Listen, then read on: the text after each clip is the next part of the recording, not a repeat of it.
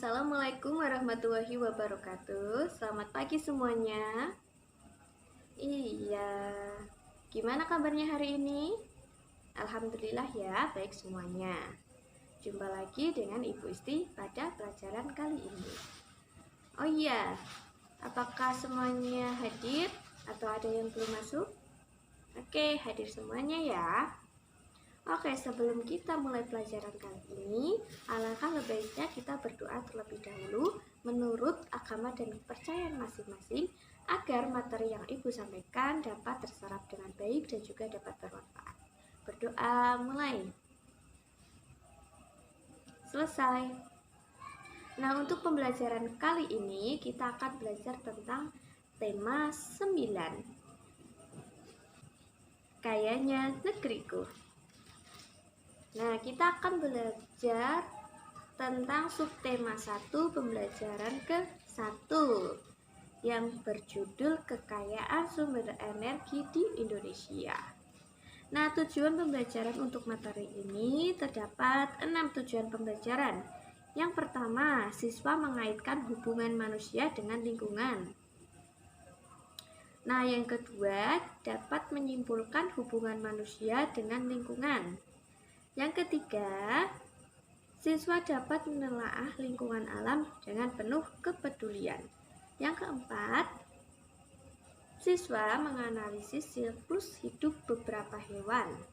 Yang kelima, siswa memilih salah satu contoh sumber energi yang banyak digunakan di kehidupan sehari-hari. Dan tujuan pembelajaran yang keenam, siswa menyimpulkan keterkaitan antara sumber daya air dengan sumber energi listrik dengan penuh tanggung jawab. Oke, langsung saja siapkan buku tema dan juga buku tulisnya. Dibuka halaman pertama. Nah, di situ terdapat sebuah gambar. Sekarang kalian amatilah gambar berikut. Nah, setelah mengamati gambar tersebut, menurut kalian nih, apakah air dan juga listrik tersebut termasuk sumber energi? Iya, betul. Air dan listrik merupakan sumber energi. Energi air dapat diubah menjadi energi listrik, kemudian dapat kita manfaatkan. Selanjutnya, silakan buka halaman 2. Di situ terdapat percakapan antara Benny dan Ayah. Nah, dari kalian siapa yang mau jadi Benny? Boleh, Mas Akbar. Sekarang siapa yang mau jadi ayah? Benny. Ayah Benny.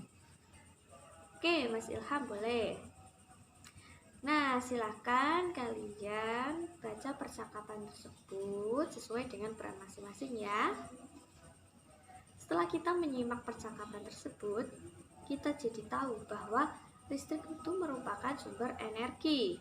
Selain listrik juga terdapat sumber energi lain seperti tenaga air, uap, panas bumi, nuklir, di mana sumber-sumber energi tersebut dapat diubah menjadi energi listrik pada sebuah pembangkit listrik. Selanjutnya, silahkan buka halaman 3. Di situ juga terdapat sebuah gambar. Silahkan kalian amati terlebih dahulu gambar tersebut. Gambar apa ya? Iya, betul, itu ada gambar kincir air. Nah, kincir air digerakkan oleh aliran air, di mana semakin deras aliran air tersebut, maka semakin cepat kincir air berputar, yang kemudian akan dihubungkan ke generator sehingga akan menghasilkan energi listrik. Nah, supaya kita lebih memahami tentang hubungan air dan juga listrik, silakan kalian baca bacaan yang berjudul Air dan Listrik.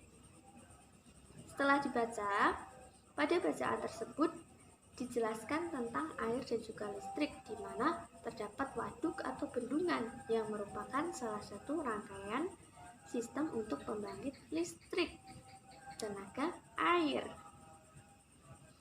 Aliran air yang mengalir tersebut akan menggerakkan turbin yang kemudian akan menghasilkan energi listrik, termasuk dengan adanya PLTA atau pembangkit listrik tenaga air. Maka aliran listrik pun dapat sampai ke rumah-rumah, termasuk masuk rumah kita yang kemudian dapat kita manfaatkan untuk menghidupkan berbagai peralatan seperti televisi, lampu, dan sebagainya. Nah, di sini Ibu ada pertanyaan. Pasti di rumah kalian terdapat saklar lampu. Nah, pertanyaannya, apa yang akan terjadi jika saklar lampu ditekan? Oke, betul. Jika saklar lampu ditekan, pasti lampunya akan menyala. Nah, disitulah terdapat perubahan energi, di mana terdapat energi listrik yang berubah menjadi energi panas dan juga cahaya. Kehidupan manusia juga tidak bisa lepas dari yang namanya lingkungan, baik lingkungan alam maupun juga lingkungan sosial. Nah, sekarang silahkan kalian baca bacaan dengan judul lingkungan.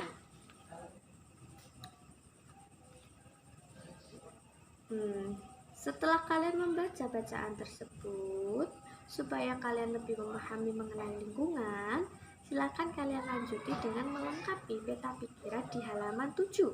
Tugasnya dikerjakan secara mandiri.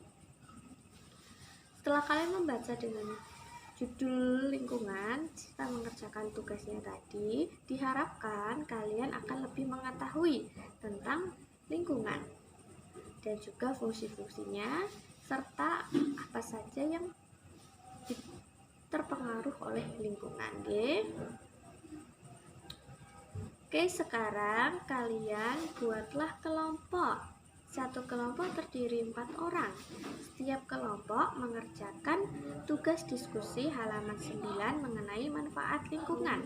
Kalian dapat saling berdiskusi dan bertanya dengan anggota kelompok. Nanti hasil diskusinya dituliskan dalam bentuk tabel di buku masing-masing ya.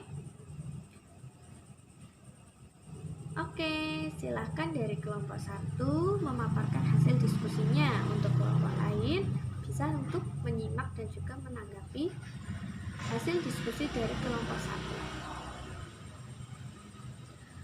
1. Oke, terima kasih kepada semua kelompok yang telah memaparkan hasil diskusinya. Untuk pembelajaran kali ini, adakah yang ingin menyampaikan kesimpulan ataupun pendapatnya? Iya, boleh Mas Farel. Iya, betul. Pembelajaran kali ini kita belajar tentang air dan listrik, di mana air dan listrik tersebut merupakan sumber energi. Nah, salah satu sistem rangkaian pembangkit listrik tenaga air bisa menggunakan kincir air dan juga bendungan. Selain itu, kita juga belajar mengenai lingkungan.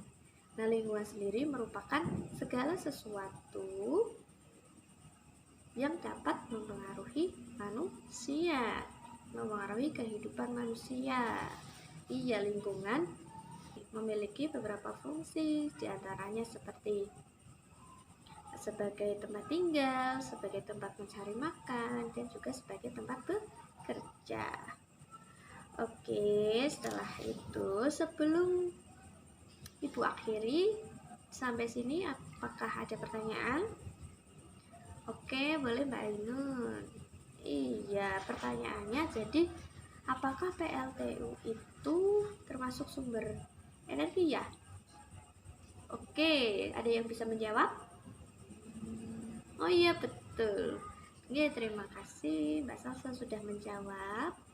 Iya, betul, PLTU itu merupakan sumber energi. PLTU singkatan dari pembangkit listrik tenaga uap, di mana nanti dari uap tersebut diproses, diubah menjadi tenaga listrik, menjadi listrik yang dapat kita manfaatkan. Oke, terima kasih semuanya telah menyimak materi dari Ibu. Semoga apa yang Ibu sampaikan dapat bermanfaat. Untuk pekerjaan di rumah, silahkan kalian menulis usaha-usaha apa yang dapat dilakukan untuk menghemat air. Oke anak-anak, Mari kita akhiri pembelajaran kali ini dengan berdoa menurut agama dan kepercayaan masing-masing. Berdoa mulai. Selesai. Sekian materi dari Ibu, kurang lebihnya mohon maaf. Wassalamualaikum warahmatullahi wabarakatuh.